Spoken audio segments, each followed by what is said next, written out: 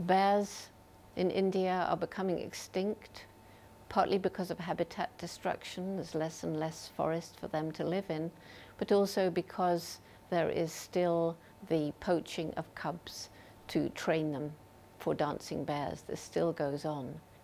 It's illegal in India now. The government has passed a law, but that's not enough. And it's only when people stop paying money to watch dancing bears that this custom will disappear. And so there is something you can do. You can get involved with organizations that are trying to help the bears, and please, please don't watch dancing bears, and tell all your friends. That will help the bears.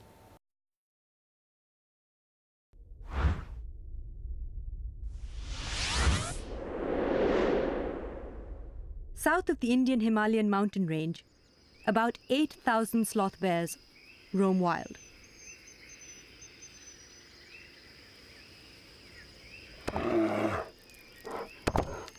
When they root around for snacks of ants and termites, their slurping can be heard hundreds of meters away.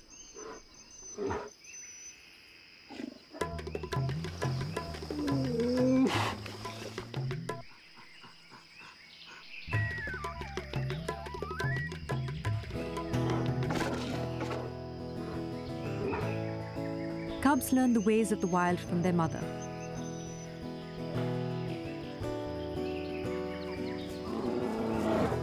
They live and play together for up to 3 years, forming deep bonds.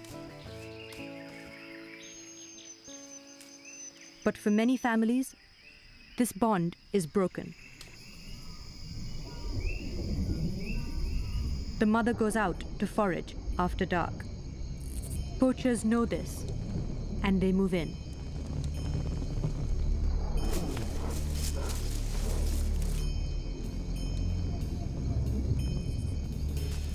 Sensing her cubs are in danger, she rushes back to protect them.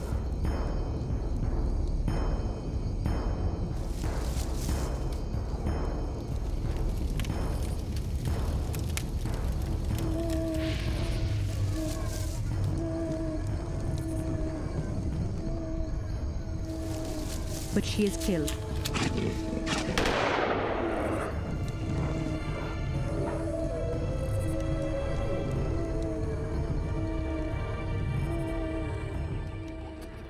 Sultana is ripped from the world she knows, unceremoniously dumped in a gunny sack, and sold into servitude to a qalandar, a member of a community that has been handling bears for centuries. Sultana's transformation into a street performer begins when she is only months old. Her sensitive muzzle is pierced with a red-hot nail. While the wound is still raw, a rope is passed through it. Later, her canines are wrenched out. Without the benefit of anesthesia, they will never grow back. But perhaps the worst cruelty of all, her freedom will now extend 4 feet for the rest of her life. All this just for our entertainment.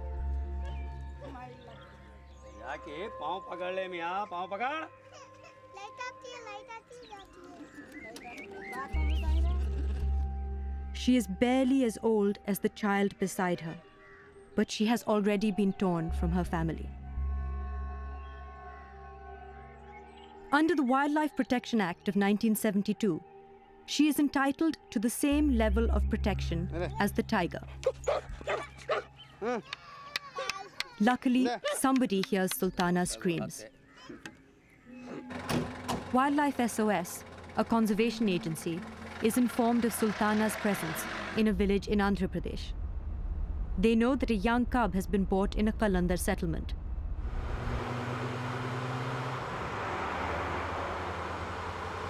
The principal chief conservator of forests for the state is alerted and deputes his men to seize the cub. After a quick recce, final touches are put on the plan.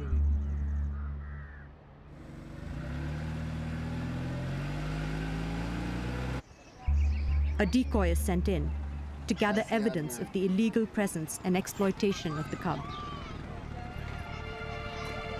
The Qalandars are caught red-handed.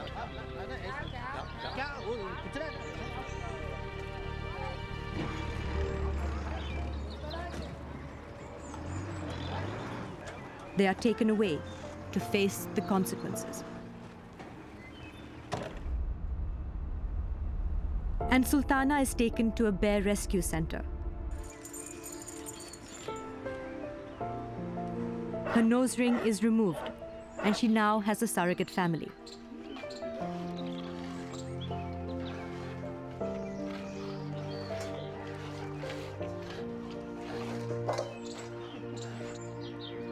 Slowly, she returns to being a bear, not just a performer.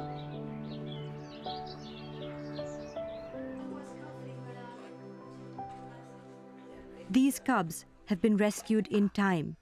They can grow up without knowing the torture Sultana had to endure. Over 400 bears from across India are rehabilitated at these centers. Their last dance is behind them.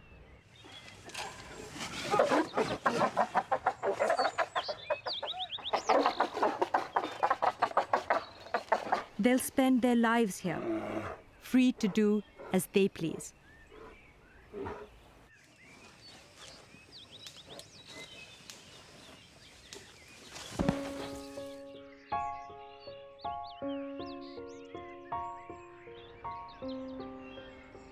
But some take longer to recover. The music still rings in their ears.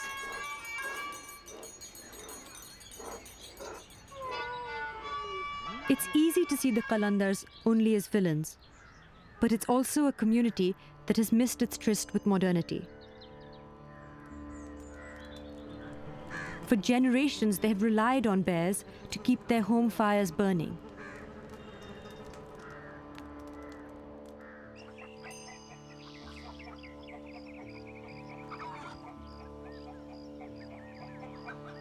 They were so needy, there was so much of poverty, a lack of complete sanitation, education and health care, that if we were going to really help the bears, we had to help these bear owners too. We had to take care of the Qalandar. Hussain Sahab bought Reshma as a cub for about 3,000 Indian rupees, or $70 US.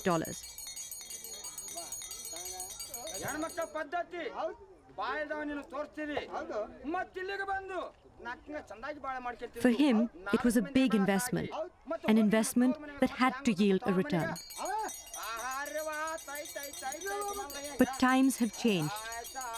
With enforcement agencies becoming more vigilant in cities, their performances have now become restricted to smaller towns. So Hussain Sahab's earnings have fallen to as little as 30 rupees a day. He wants better for his children. After being a team for 6 years, they walked their last lap together.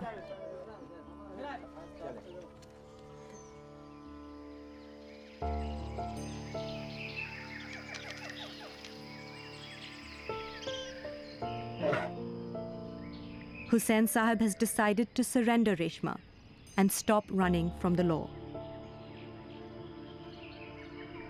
He signs an agreement with the Forest Department, stating he will never again use a wild animal.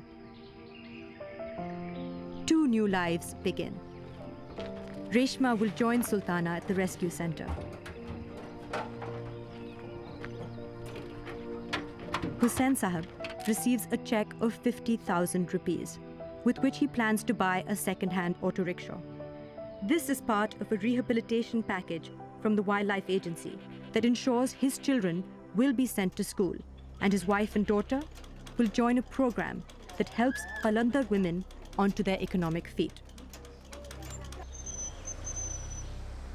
By rehabilitating both the Qalandar community and their animals, the wildlife crime is being tackled holistically. As a result, the number of bears walking our dusty highways has fallen from about 1,200 in 1997 to 600, 10 years later.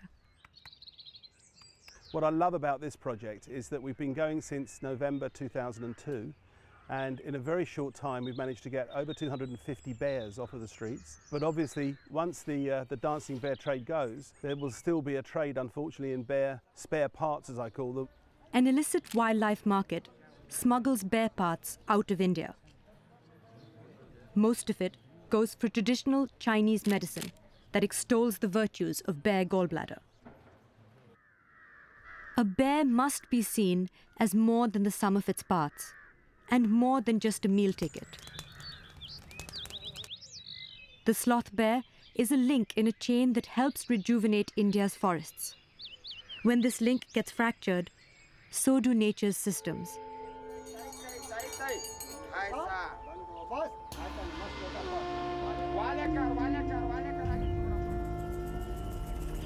Each time we watch a bear dance, we create a demand for poaching. Each time we say no, we give a cub a chance at life.